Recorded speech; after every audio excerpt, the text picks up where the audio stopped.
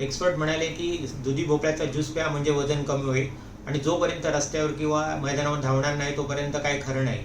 आणि हां, प्रत्येक 2 तासांनी थोडं थोडं खाल्लं पाहिजे. खाल्लं सुद्धा, पण कॅलरी नाही जळल्या ते विसरा ते बारीक होणं. मी सुद्धा ह्या सगळ्या गोष्टी ऐकल्या, केल्यासुद्धा, पण परिणाम शून्य. ओ साहेब, 2024 साली आले आणि आजसुद्धा आपण कालबाह्य सल्ले मानतो.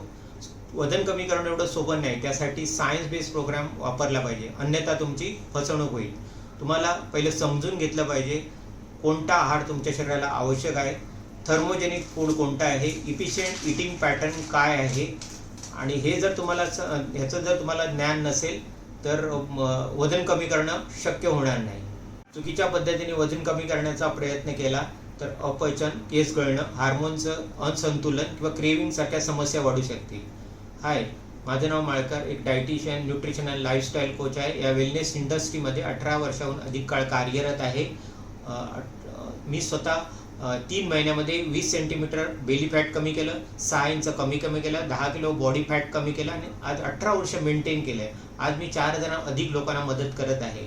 जर तुम्हाला सुद्धा योग्य पद्धतीने वजन कमी करायचं असेल तर खाली दिलेल्या लिंकवर क्लिक करून अपॉइंटमेंट घ्या. धन्यवाद.